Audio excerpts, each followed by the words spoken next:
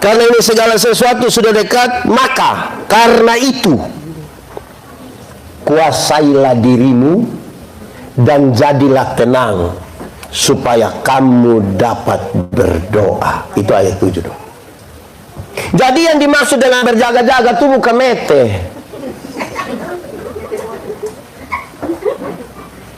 Jadi anak terang itu bukan siang terus kita tetap saja, tidak usah buat apa-apa, yang penting berjaga-jaga, kan dia datang seperti pencuri.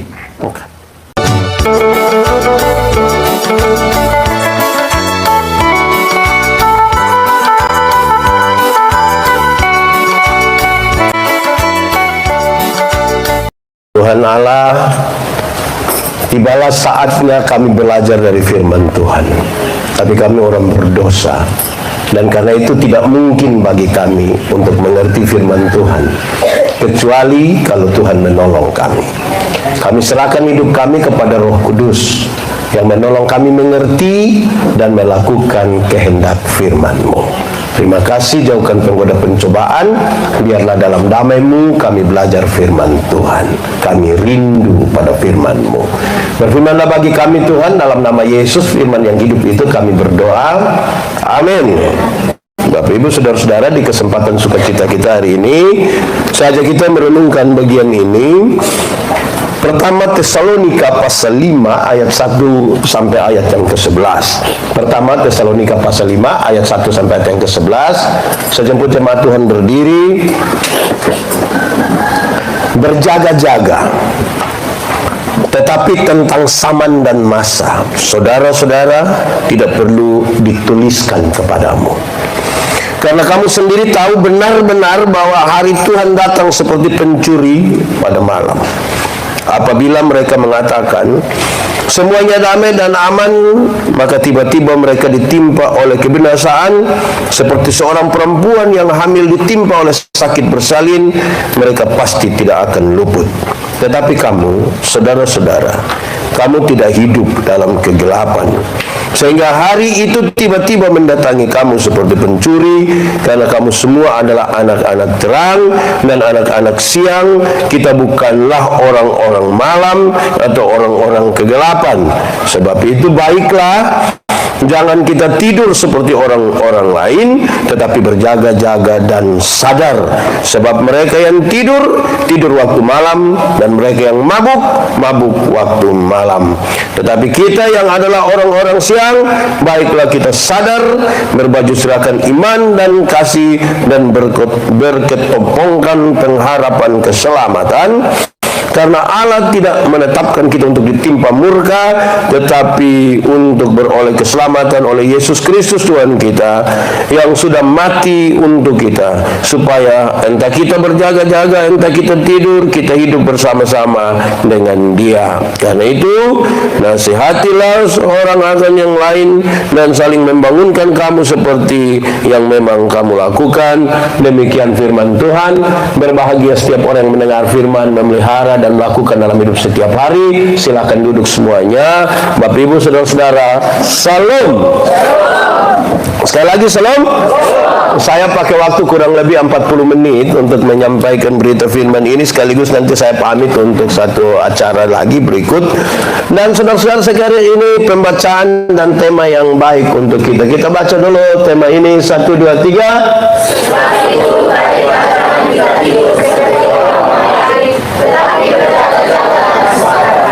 Saudara-saudara, ada satu pertanyaan yang paling penting orang suka tanya, tapi saya merasa itu tidak penting. Orang suka sibuk sekali dengan mencari tahu kapan dunia kiamat. Kadang-kadang dong tanya kita, kadang-kadang dong bikin pusing itu pertanyaan kita itu. Ada beberapa waktu yang lalu ada orang datang kasih tahu Pak Pendeta, tiket sudah dibeli, Pak Pendeta tinggal siap berangkat ke Jogja karena ada yang sudah tahu nanti tahun 2030 dunia kiamat. 2028 kayaknya, saya lupa betul. Terus saya bilang, saya tidak pergi. Kenapa? Menurut kamu Alkitab itu tulis tambah atau cukup sudah? Orang bilang cukup sudah Bapak. Nah, menurut Alkitab yang Bapak dan Mama bilang cukup sudah, tidak usah tambah, itu bilang tentang masa dan zaman itu tidak tahu. Nah, kalau sekarang sudah tahu, berarti kita mesti tulis tambah. Saudara-saudara, kadang-kadang kita sibuk dengan hal-hal itu, tapi bagaimana menjawabnya? Saudara-saudara dengar ini. Ini penjelasan yang baik bagi kita. Satu, saya ingin sampaikan kepada saudara bahwa kalau ada dua hamba kerja di satu rumah tuannya, ada dua orang kerja di Bapak Koro rumah. Terus Bapak Koro dan Mama keluar, kasih tengah dua orang. Hamba yang setia satu dan yang satu hamba yang tidak setia. Hamba yang setia itu dia kerja saja, dia kerja saja. Habis itu semua bersih, dia pun tanggung jawab sudah. Dia bikin ame kopi, duduk, terus ame headset taruh di sini, bertelepon santai-santai. Tiba-tiba Bapak Koro dan Mama sampai, dia jalan santai-santai, saya buka pintu, selom Bapak dan Mama sudah pulang kok. Itu hamba yang setia. Hamba yang tidak setia itu, saudara-saudara, Bapak dan Mama baru keluar sampai air mata dan telepon, Bapak, nanti pulang kapan? Itu dia cek itu. Dia mesti cek dulu. Terus Bapak bilang, oh nanti Bapak dan Mama nanti jalan. Cepat atau lama? Pokoknya lu tunggu di situ. Saudara, hamba yang tidak setia itu pas Bapak dan Mama belum keluar, baru di otot dong su WA bilang, sedikit lagi. Tunggu sedikit lagi. Bab tua dan mam tua jalan, dia panggil orang datang dan bercerita santai-santai, tidak kerja, pokoknya gaya minta ampun, nonton film di situ. Tiba-tiba Bapak dan Mama sampai. Menurut saudara itu orang di dalam dia sugila kok tidak? Kalau tidak kerja itu yang kita pusing dengan tuan rumah mau datang kok tidak? Saya kasih tahu saudara, dunia ini Tuhan punya. Dia mau datang kapan? Siapa berani suruh dia dulu terus datang dulu? Dia punya ini. Dia mau datang sebentar, kok besok dia urusan. Tugas kita adalah melaksanakan apa yang perlu kita laksanakan. Habis itu duduk santai-santai sudah. Kalau dia mau datang sudah. Biasanya yang tidak kerja itu yang pusing. Kok cek bilang, kapan? Wih, takut juga waktu sampai waktu mati sudah ini. Jadilah hamba yang setia. Nanti itu hamba yang setia, Tuhan yang datang dia begini, sudah cukup, sudah masuklah dalam kebahagiaan Tuhanmu. Masuk sudah. Kita ini tidak kerja, maka kita sibuk cari tahu dengan ini. Kapan Tuhan datang, di situ kita pikas takut semua orang. Jadi orang tidak tidur itu bukan karena berjaga-jaga, karena ketakutan. Kamu tidak bertobat nanti kaki tangan dong patah buang semua. Ini orang takut, potong tidur, punya rumah jatuh, potong kaki tangan. Kerjakan saja yang perlu betul kerjakan. Ada amin. Saudara-saudara, dia bilang begini. Penjelasan tentang siang dan malam itu bukan soal waktu, tapi soal apa yang kita lakukan di waktu apa. Saudara-saudara, di sini ada orang Timur kok. Tidak usah angkat tangan. Ini muka sama semua aja kita mau bagaimana. Saudara-saudara, orang Timur itu dia suka menyebutkan itu kata PKK. PKK lain ada sah. Poi kalang-kalang. Rabas sembarang.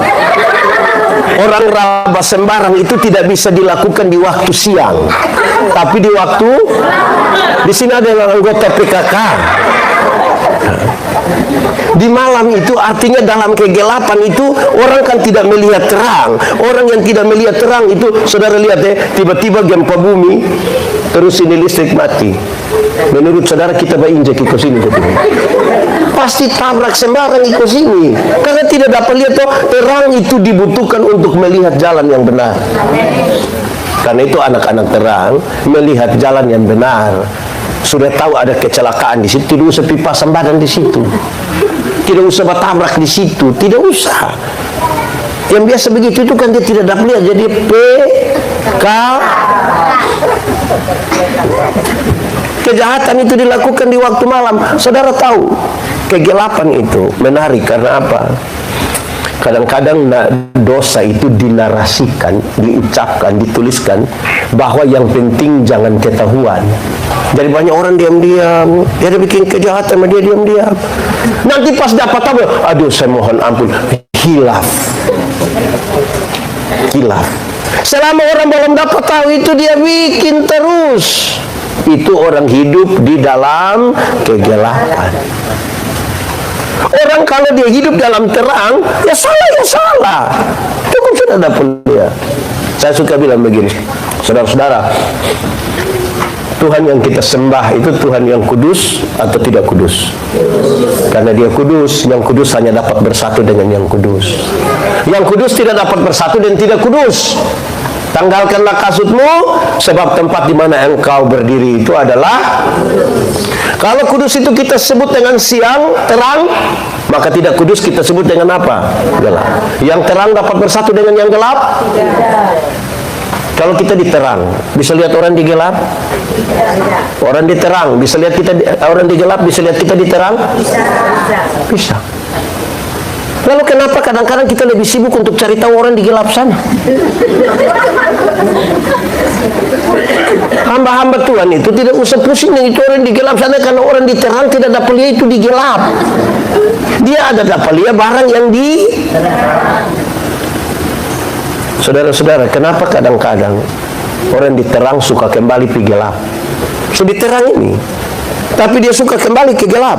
Kan dia suka begini toh. Dia suka apa itu? Di sini ada yang tukang melui-melui. Kalau dia suka begini, sedikitlah dia bilang. Jadi terang dan gelap itu mau kosto kita hal yang sederhana saja. Saudara lihat kalau ada pesta kok bertempung orang yang datang tidak diundang, dong ada duduk di terang. Oh tahu juga. Dong duduk di mana? Dong bagi sedikit. Dong bagi banyak, duduk di gelap, kas picture pun pesta pun piring lagi. Kadang dong bagi memang kok bekal dan jalan pulang. As baru kita pusingin ada pinjam orang pun piring lagi baru mau tukar kembali.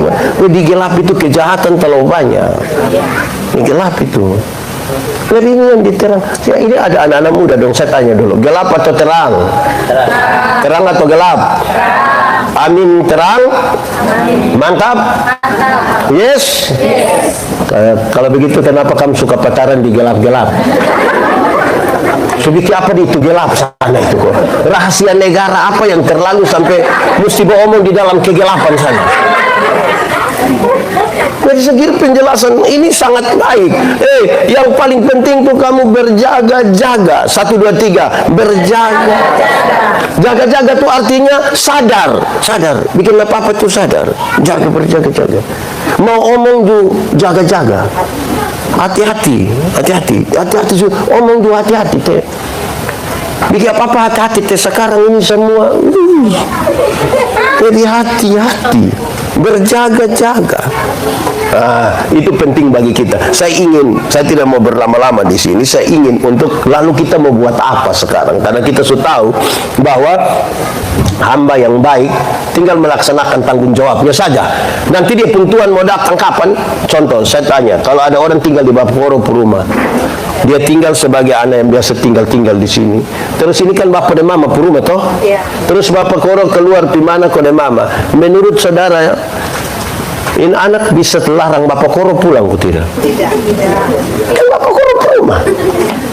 Dia mau pulang kapan kok dia rumah? Lalu kita yang kerja sedih dia kita terlalu apa kok bilang bapak jam pulang do bapak jam pulang do tidak bisa. Kok dia rumah dia mau pulang apa? Ya saudara tidak usah takut. Tuhan Yesus mau datang kapanpun tidak usah takut. Kok dia mau datang situ? Mau sudah dia datang? Wih, saya lihat saudara keberat ini. Tuhan Yesus mau datang, ini dia mau datang kapanpun. Kok dia pun mau? Tugas kita adalah, karena tadi mesti berjaga-jaga, jangan tidur, sadar, berhati-hati, maka yang harus kita lakukan, saya berefleksi dari bagian ini. Mari kita buka bersama-sama surat pertama Petrus. Pertama Petrus pasal 4 ayat 7 sampai ayat yang ke-11. Saudara dengar, saya baca buat kita. Kesudahan segala sesuatu sudah dekat. Karena ini segala sesuatu sudah dekat, maka karena itu kuasailah dirimu dan jadilah tenang, supaya kamu dapat berdoa. Itu ayat 7 dong. Jadi yang dimaksud dengan berjaga-jaga itu bukan mete.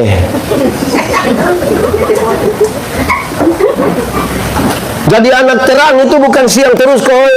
Kita tetap saja, tidak usah buat apa-apa. Yang penting berjaga-jaga, kan dia datang seperti pencuri. Bukan. Tetapi dalam berjaga-jaga, dalam kesadaran itu satu, kuasai diri. Nah, orang yang kuasai diri itu bagaimana? Orang yang kuasai diri itu dia tahu dia punya tujuan. Orang kuasai diri itu misalnya dia dari sini dia mau pergi kantor gubernur. Dia keluar di luar sini ini diberi tawaran belok kiri atau belok kanan. Yang kuasai diri kan dia tahu tujuan, dia bilang belok kiri. Sampai di situ ada simpang 4 toh. Dia diberi tawaran lagi kiri, kanan, lurus. Dia bilang lurus. Turun sampai di air mata, turun sampai jambatan itu ada tawaran banyak. Yang kuasai diri karena tahu tujuan, dia akan, orang paling bilang belok di kiri, tidak, betul mau bisa. Itu dia pun nama sadar. Bukan jalan di mana orang panggil sedikit bilang aman. Kuasai diri, kuasai diri. Dia punya soal adalah banyak orang Kristen itu dia tidak tahu dia punya tujuan hidup. Orang yang tidak tahu tujuan mau gimana itu pokoknya sudah yang penting ikut. Orang baptis dia baptis, orang sidi dia sidi, orang syukuran dia. Saya mau dia ikut tapi kira kok memang sudah gitu. Nah, itu repot itu. Kuasai diri, tahu tujuan. Sekarang tidak usah jawab, saudara renungkan. Sudah tahu kita pun tujuan hidup, oh. Karena hanya dengan tujuanlah kita bisa tahu kita dan tidak. Saya mesti begini. Kita tahu jarak tempuh, kita tahu waktunya berapa. Atur semua sesuai dengan itu. Saudara tahu orang yang tahu tujuan hidup. Kalau beta dan Bapak Koro mau perang lawan orang di sana, dong merayap dari sana datang, pegang senapan, pegang senjata. Beta dan Bapak Koro juga merayap ke sini. Tiba-tiba beta injak Bapak Koro pun sepatu. Kira-kira Bapak Koro marah beta kok tidak? Tidak akan marah. Boleh coba. Tidak akan marah. Kenapa? Karena ada sesuatu yang penting di muka. Ada sesuatu yang penting di muka biar motor mau injak mati pun. Tapi coba tidak ada musuh di sana, baru beta duduk dan Bapak Koro tiba-tiba beta muat kaki di Bapak Koro pun sepatu baru minimal Bapak musuh ada mata. Orang yang berjaga-jaga tidak ada waktu untuk dia bagi dia untuk bertengkar. Tidak ada waktu. Ada yang penting di sana nah.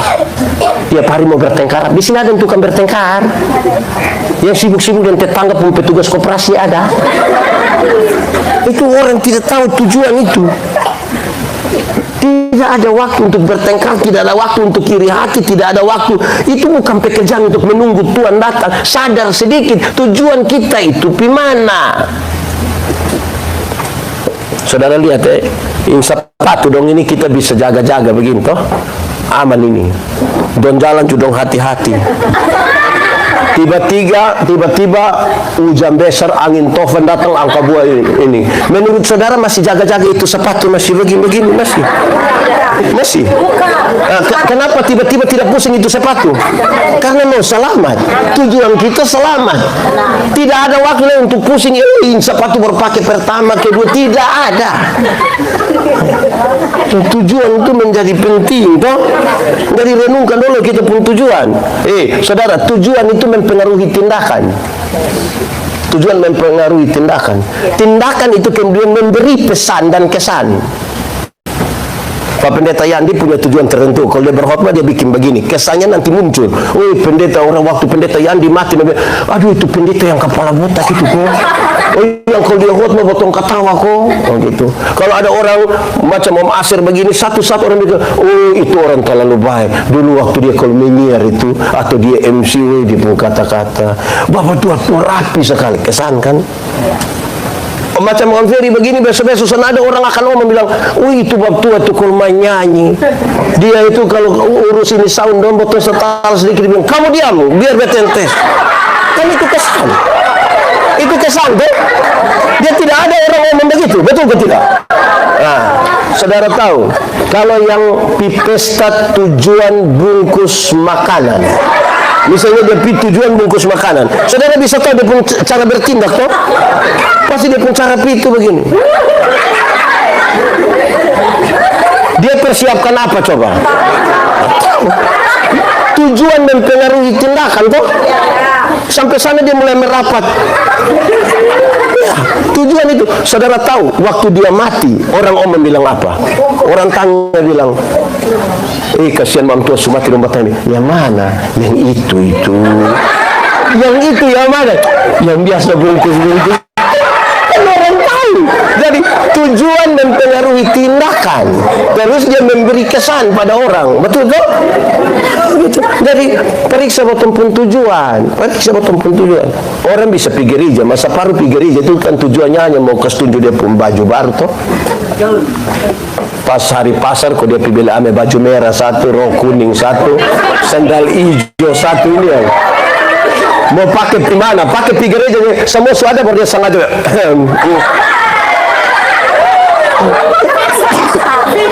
Tujuan itu mempengaruhi tindakan. Jadi kuasai diri itu berkaitan dengan tujuan.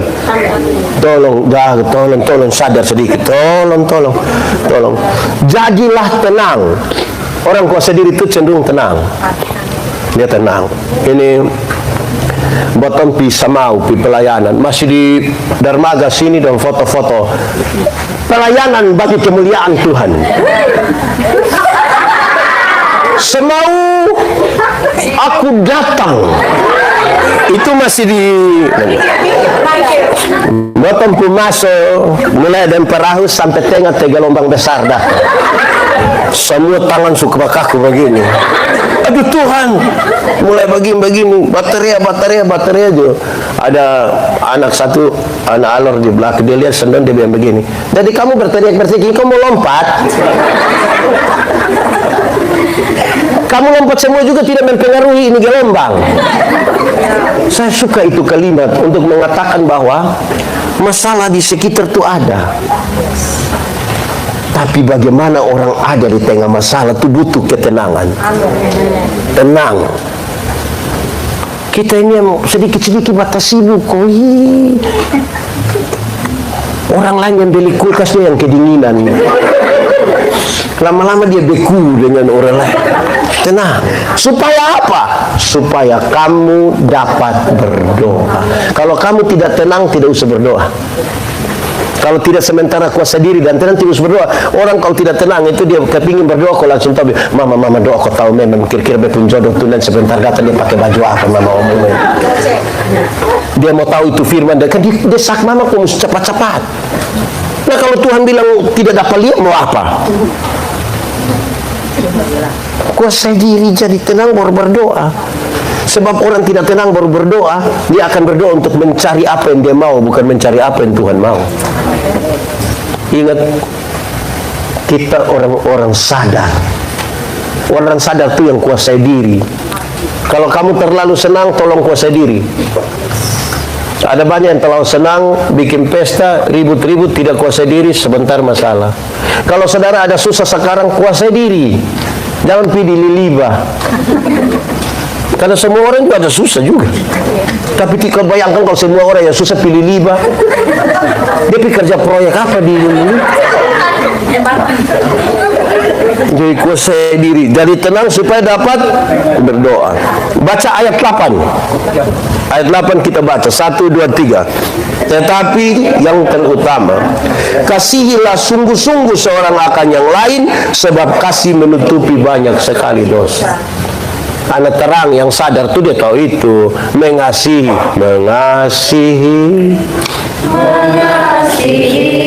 apa? Sekali lagi. Apa? Sampai kapan? Karena apa?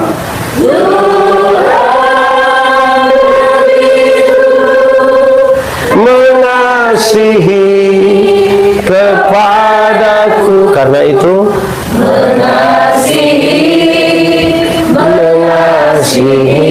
apa? orang yang tinggal dalam terang dan dia tahu waktunya tinggal sedikit karena ini Tuhan punya rumah, dia mau datang kapan saja. Yang perlu dia lakukan adalah kuasa diri, jadi tenang supaya berdoa. Habis itu tolong saling apa? Mengasihi. Di sini ada mama mantu domba Eko. Kayak banyak yang suara hilang. Dan ipar dong aman. Kakak ade aman. Di sini memang Tuhan datang sudah. Ada aman-aman semua begini baik. Ini ayat ini bagus untuk kasih tahu bahwa apapun yang kita lakukan, tapi kalau tidak ada kasih tidak berarti. Saudara buka cepat-cepat. Pertama Korintus 13 ayat 1 sampai 4. Cepat. Sudah? Baca 1, 2, 3. Sekalipun aku dapat berkata-kata dengan semua bahasa manusia, bahasa malaikat, tapi aku cukup. Jadi saudara biar tahu semua bahasa roh, bahasa timur, bahasa Sabu, bahasa Inggris, bahasa Jepang, semua saudara paling tahu. Tapi kalau kasih tidak ada, kamu hanya seperti gong. Itu.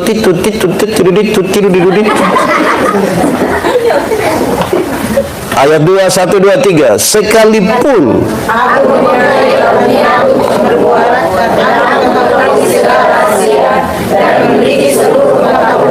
dan sekalipun aku memiliki iman yang sempurna untuk meninggalkan gunung, tetapi jika aku tidak mempunyai kasih, aku sama sekali tidak. Stop, saudara dengar. Sekalipun dia omong bilang besok itu pohon akan tercabut, Twitter jadi dong. Sekalipun orang pun pintar itu, dia hafal semua Alkitab, titik koma semua dia tahu. Dia punya iman sesempurna dan dapat memindahkan gunung ke laut. Tapi kalau kasih tidak ada padamu, engkau seperti sonegong lagi. Apa? Engkau tidak berguna. Tidak ada guna. Sama sekali tidak berguna. Nah kalau kita tidak ada guna, biasa kalau tidak barang yang tidak ada guna taruh di uang. Oh ya. Bayangkan, supintar lai bisa bernubuat lai, terus ini apa lai di situ? Bisa memindahkan gunung. Ini gunung naik sini dia ke pindah di sebelah sana. Kalau kasih tidak ada, kita tidak ada guna. Baca 1 terakhir. Sekalipun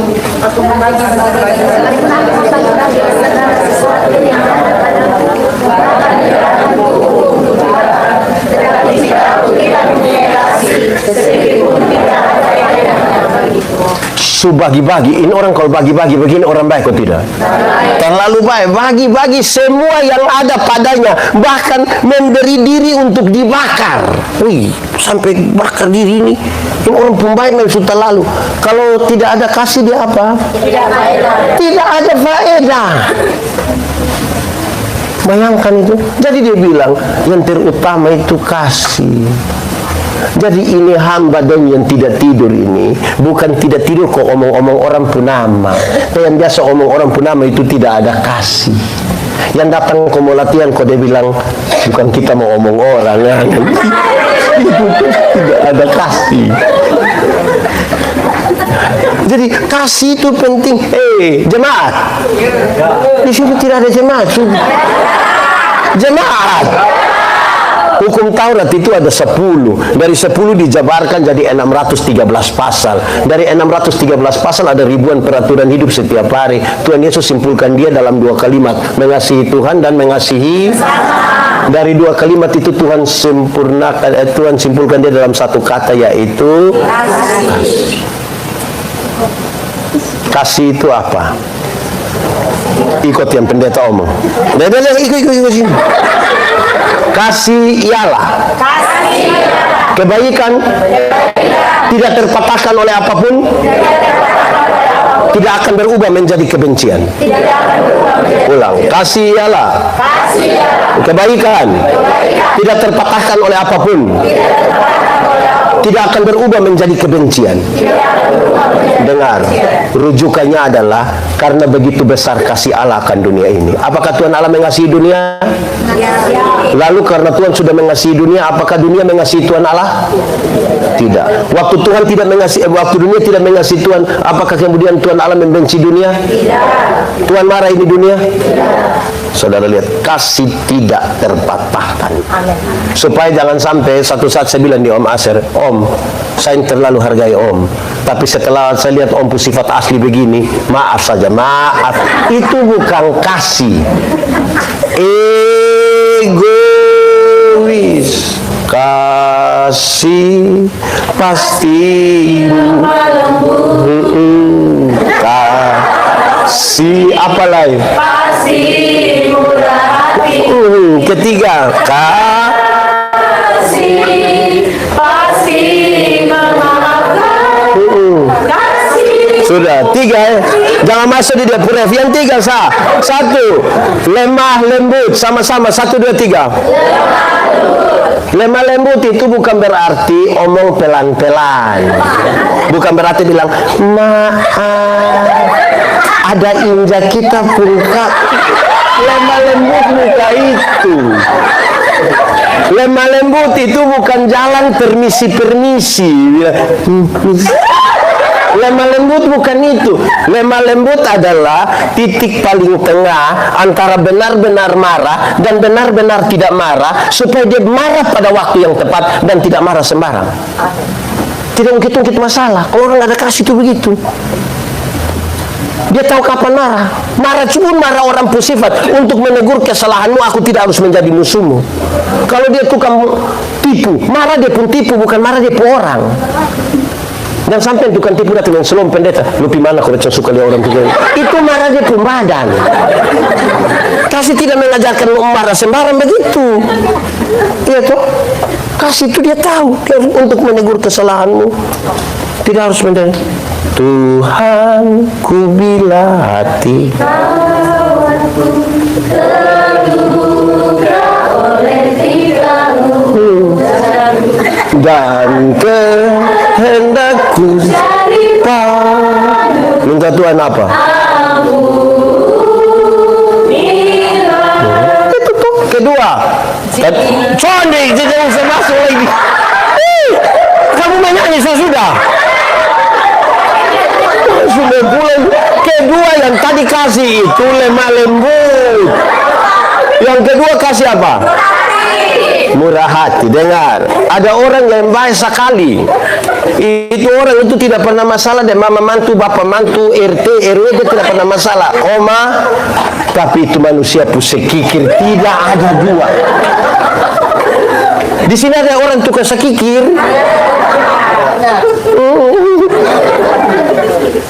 Jadi berjaga-jaga itu salah satu isinya, jangan sekikir. Kita ini pun sekikir memang sudah lalu. Kadang-kadang yang Tuhan saja sekikir. Saudara-saudara, saya kasih tahu saudara-saudara ini, ada orang itu dia pergi ke ibadah, itu persembahan dia tidak hanya begini saja. Orang bohis tidak bisa betul. Saya bicara di Kota Mubagu, di Tol-Tol, saya bilang, hei teman-teman jemaat-jemaat, lihat kan pendeta-pendeta ini, dan takut dengan pemberian Tuhan. Kamu tidak akan miskin karena memberi. Kami pendeta ini hidup dari Tuhan melalui persembahan jemaat. Tapi kami ada, lihat kalau persembahan itu dalam rupa uang. Yang uang merah itu jarang masuk. Yang ada gambar proklamator itu jarang masuk. Yang lebih banyak masuk itu gambar pahlawan, Patimura. Tapi kami hidup sampai, kenapa Patimura pegang pedang begini? Karena ada yang dia isi itu dia ramas begini, sampai hampir-hampir Patimura pun pedang mau patah buang ini. Tapi penyertaan Tuhan sempurna sampai hari ini. Murah hati sedikit dulu. Murah hati itu kepekaan untuk menjadi bagian. Pokoknya semua dia hanya murah hati. Orang kalau ada kasih itu murah hati. Dalam kemurahan hati itu dia suka menolong, dia suka memberi. Masa kau kasih tidak suka menolong dia? Ketiga, memaafkan. Memaafkan itu kata lainnya mengampuni toh. Siapa yang tugas memuaskan kita pu hati tiap hari? Coba kasih tahu saya.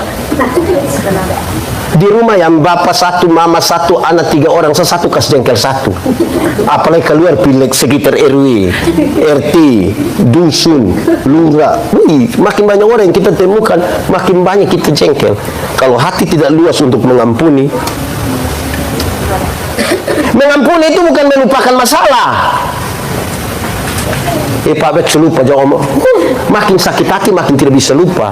Mengampuni adalah membebaskan diri, menyambut dia punya kesalahan, menyambut dia pu orang sambil siap besok dia bikin kesalahan baru. Kan kita harus mengampuni lagi. Berapa kali harus mengampuni? 7 kali 70 kali. Bukan soal proses 90, tapi mengampunilah sampai sempurna. Bukan semua menit orang. Pengampunan satu paket dengan pendamaian. Pengampunan satu paket dengan pendamaian. Makanya Tuhan ajar kita bilang begini, ampunilah kami akan kesalahan kami sama seperti kami mengampuni. Bahasa yang lebih ringan bilang begini, Tuhan ampuni Yandi seimbang dengan Yandi ampuni Bapak Koro. Jadi kalau Bapak Koro itu yang diampuni 2 kali, yang didapat hak dari Tuhan untuk diampuni berapa kali? Tapi kalau yang tidak ampuni Bapak Koro harus berdoa dengan Tuhan, tolong jangan ampuni beta dulu, karena beta belum ampuni Bapak Koro. Bisa? Kita ini diampuni mau, tapi tidak mau mengampuni. Nah, sekarang penjelasannya, mengampuni satu paket dan pendamaian. Ada orang mau mengampuni tapi tidak mau berdamai. Yang mau mengampuni tapi tidak mau berdamai, itu dia bilang begini, untuk marah beta sen marah, untuk marah beta sen marah. Kau mau marah bikin apa waktu setua-tua begini? Dia mau datang juga silahkan, rumah ada dia mau datang. Tapi untuk beta MP dia maaf. Pernah dengar itu kalimat? Atau sendiri omong? Nah, itu dalam gelap, itu di gelap. Ada yang mau berdamai tapi tidak mau mengampuni. Orang yang tidak mau mengampuni tapi mau berdamai itu biasa itu anak kecil dong. Ini anak kecil dong kalau main kelereng kau bakalai, dia pun bapak datang damai. Ini lu saudara ini. Besok-besok lu ada masalah bukan kelereng yang tolong, saudara yang tolong. Damai. Nah, kita kalau berdamai ini kan pakai pegang tangan toh? Iya. Cium. Itu dia pun cara cium. Berdamai. Tapi sebentar kita bilang, woi, sudah meo, dia siapa bilang? Berdamai tapi tidak mengampuni. Nah, itu baru 3 itu. Kalau saudara baca terus yang pertama Korintus 13 ada 15 bagian. Nah, berjaga-jaga maksud itu lakukan itu 15. Bukan hanya duduk menyanyi sampai pagi ada marah dan tetangga tiap hari. Gitu Bayangkan kalau Tuhan datang dapat kita ada bajengkel dan tetangga. Kira-kira Tuhan bilang apa? Bilang, kan mana dan di sebelah. Mau jawab Tuhan bilang, kastengah dan di Pemangga dulu.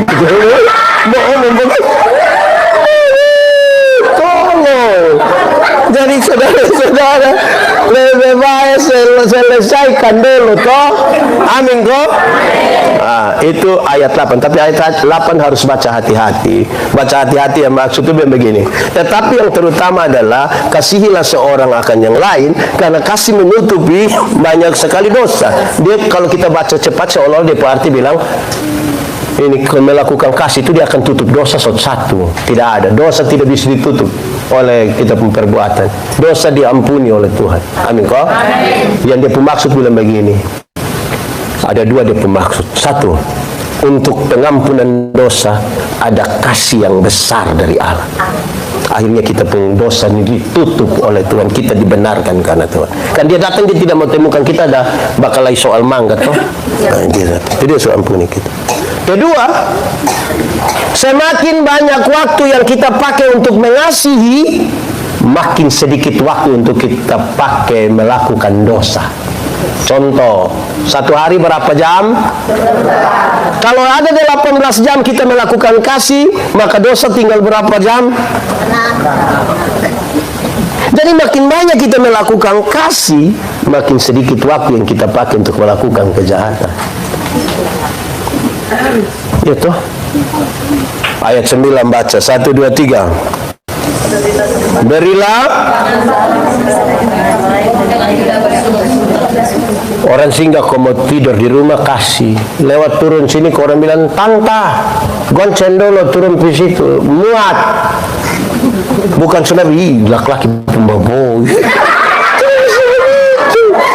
Lebih baik tidak usah muat daripada ngomong-ngomong orang kita ini mulut kalau ada tolong ada mengeluh. Ini orang berjaga-jaga model apa ini yang model begini dong? Jadi tolong berilah tumpangan dengan tidak. Kita ini apalagi kumpul keluarga ada banyak begini toh. Terus tiba-tiba yang ketok pintu selom bekoro mama. Tahu mau apa gitu. Jadi jam bersungut-sungut tuh. Kita ini muka sungut-sungut terlalu banyak. Tapi kepingin jadi anak terang. Orang bersungut-sungut kalau muka terang, di muka terang sini kan jelek dia pemuka tuh. Jadi suka digelapur.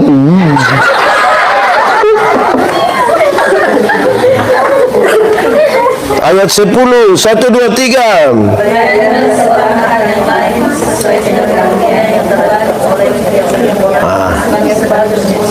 Oke, dengar. Tiap orang itu Tuhan suka kasih karunia. Tuhan suka kasih karunia. Karunia itu ada dua. Karunia motivasi, karunia manifestasi. Karunia motivasi itu macam ke khotbah, menyanyi, mengajar, mendampingi orang. Itu karunia motivasi. Karunia manifestasi itu misalnya menyembuhkan orang, bernubuat, bicara dalam bahasa roh, menerjemahkan bahasa roh. Itu semua statusnya sama, dipakai untuk pembangunan jemaat. Nasihatnya, karena waktunya sudah dekat, kamu berjaga-jaga, tolong lakukan pelayanan sesuai dengan karunia. Pendeta Yandi itu kan dia pun karunia khotbah saja. Tidak usah datang kok raba ini, raba itu. Tidak usah. Itu orang lain pun bagian. Ini alat ini jadi rusak kan semua tangan pidor begini semua pidor ini bikin rusak. Kita ini yang mau bikin tahu-tahu semua itu yang bikin rusak di dunia ini. Padahal Tuhan setara. Ya, ini yang karunia menyanyi dong. Menyanyi saja, tidak usah urus lain. Ada yang dong tahu menyanyi mah di penil sana kok pendeta Arman, pendeta Diana bilang, ada paduan suara vokal grup. No. Tapi tiba-tiba bilang ketua majelis nadi Gemit dan gubernur NTT akan beribadah bersama-sama di Gemit Niel Mantapen. Solo dia, duet dia, paduan suara dia, tari-tarian dia. Ini dia punya nama karunia makam puji. Itu orang hidup tidak sadar itu. Di Mantapen sini ada. Dia faham apa? Layanilah sesuai karunia toh. Ya pendeta yang ini kalau dia tidak tahu main gitar, tidak usah piraba kok kas rusak itu barang dong. Kadang-kadang penyanyi dia cuma marah-marah ini yang pemain, main. Biar masing-masing orang dan dia pun toh. Ini yang anak-anak terang begini. Bukan ini soal gelap, malam tidur, tidak tidur, mete, tidak mete, bukan. Berjaga-jaga kalau soal mete, banyak kok yang tidak tidur sampai pagi. Mabok. Tidak usah. Ayat terakhir, baca 1, 2, 3. Ayat 11 itu, aduh. 1, 2, 3. Bukan itu. Ayat 11, 1, 2, 3. Jika ada orang, baiklah. Jika ada orang yang melayani, supaya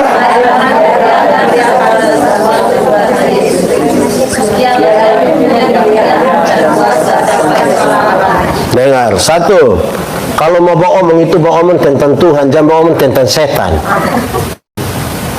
Anak Tuhan semua toh, omong tentang Tuhan. Satu contoh satu ini ada viral di mana-mana. Saya bilang begini, pendeta Yan ini kan orang so itu, lahir besar di Soe.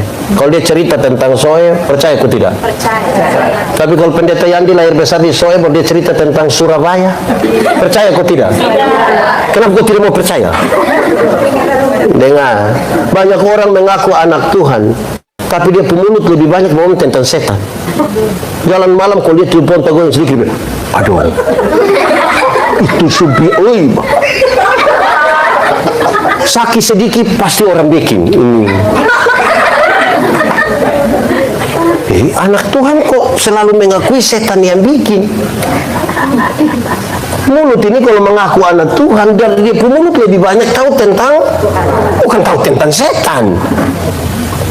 Orang yang lebih banyak tahu tentang setan itu bergaul dengan setan. Oh, bertanya-tanya, oh. Kalau mulut itu anak Tuhan, dia lebih banyak tahu tentang Tuhan. Betul kok tidak? Kan yang dia isi Tuhan, Tuhan, Tuhan, Tuhan. Betul kok tidak?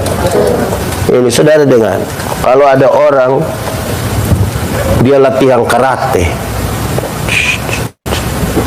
tiap hari dia latihan karate, tiba-tiba otot trek bel kok dia kaget, dia kas keluar apa? Kan tiap hari latihan karate. Coba kalau tiap hari dia hanya maki, tiba-tiba otot trek bel dia kaget, dia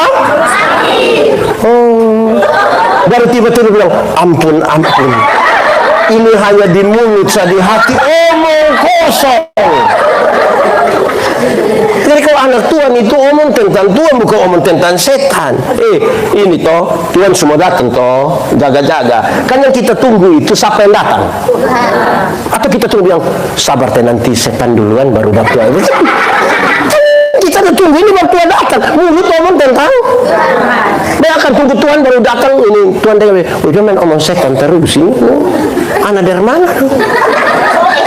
Mulut ini. Jadi ini anak-anak Tuhan ini perbanyakkan mulut ini untuk omong tentang Tuhan. Amen. Nanti kalau berdiri kau kasih kesaksian juga, tolong kau 95% omong tentang Tuhan. Nanti 5% baru omong tentang dia pun diri, supaya orang ingat Tuhan, lupa dia. Ini kalau dia bangun, dia bilang, itu hari yang tukang pencuri ini, itu hari yang tukang judi ini, itu hari yang tukang mabok ini. Sudah 2 jam kok. Baru tiba-tiba dia bilang, untung Tuhan. Orang ingat siapa?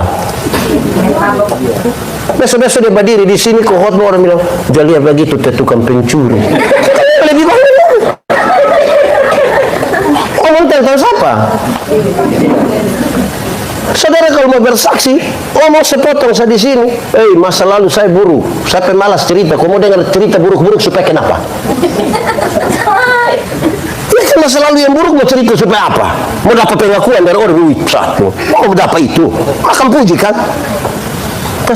Masa lalu saya buruk, yang saya ingat adalah Tuhan kerjakan 1, 2, 3, 4, 5 dan puji nama Tuhan. Sekarang orang jadi ingat Tuhan, lupa dia. Bagi kita ini kadang-kadang suka makan puji dan masa lalu. Padahal itu lagu dunia, saya bilang jangan balik. Sudah tidak usah lanjut lagi. Yang lagu dunia saya suruh jam balik tapi anak Tuhan mau balik terus ke apa kuang?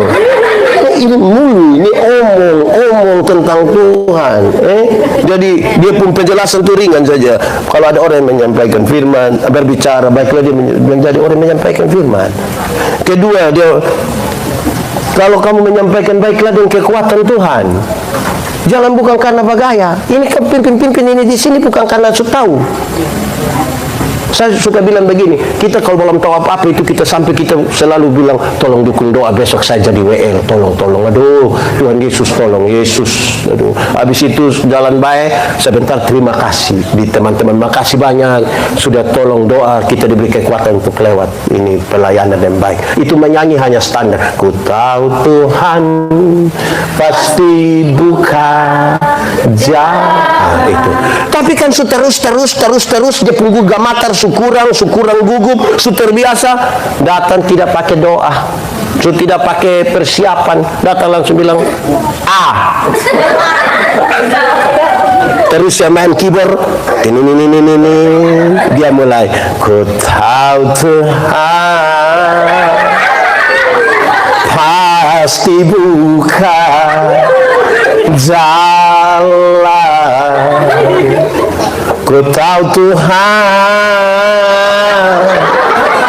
pasti buka jalan. Improvisasi tidak masalah. Persoalannya adalah kita masih mengandalkan Tuhan atau mengandalkan pengalaman jam terbang dari kita. Kita nih kadang-kadang sombong dengan jam terbang. Kami begini 17 tahun. Oh, ini itu yang ketiga, dia bilang begini, itu semua supaya apa? Supaya Tuhan yang dipermuliakan, bukan pendeta yang dipermuliakan, bukan Mama Kor dipermuliakan, bukan Mama Kor dipermuliakan, bukan Mama Mas dipermuliakan, bukan Mama Fer dipermuliakan. Siapa dipermuliakan? Jangan curi kemuliaan Allah. Ini kan waktunya lagi sedikit. Bukan sadar kok curi orang punya kehormatan. Tidak tidur untuk apa? Tunggu kok waktu tidur kita curi Amerika. Jaga-jaga supaya Allah dipermuliakan. Kita ini hati-hati berjaga-jaga ini juga kadang-kadang kan kejahatan itu timbul kadang-kadang karena belum tidur toh. Ya malam-malam ada lihat belum bisa tidur kalau saya ada ide. Ya, itu kejahatan muncul di situ. Jadi berjaga-jaga ini juga butuh. Awas sudah kita mau jalan sudah kan. Oke, Tuhan memberkati kita. Selamat berjaga-jaga. Malam tidur, lakukanlah itu karena tadi toh kita ini Pak baca Sam-Sam 1, 2, 3. Sebab itu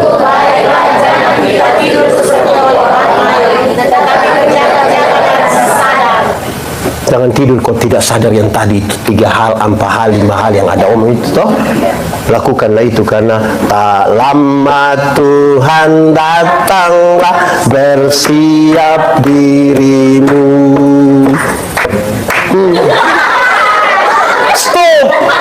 Sudah langsung diref 3, 4. Hendaklah engkau jaga-jagalah, sedia lampu dengan minyaknya. Karena apa? Karena dengan kedengaranlah gegap mempelai laki-laki. Hendaklah engkau jaga-jagalah, sedia lampu dengan minyaknya. Karena dengan sekejap kedengaranlah gegap mempelai laki-laki datanglah. Mantap. Tuhan memberkati kita. Tunduk kepala semua, angkat hati kepada Tuhan. Mari kita berdoa. Tuhan Yesus, terima kasih banyak. Kami sudah belajar sesuatu dari firman-Mu. Tolonglah kami Tuhan. Biarlah apapun yang menjadi bagian kami, maksimal kami lakukan untuk kemuliaan dan hormat bagi nama Tuhan. Biarlah firman-Mu bertumbuh dan berbuah dalam hidup kami, dan kerinduan kami firman-Mu jadi pelita bagi kaki kami, sekaligus terang bagi jalan kami. Terpujilah nama Tuhan. Di dalam nama Yesus kami berdoa. Amin.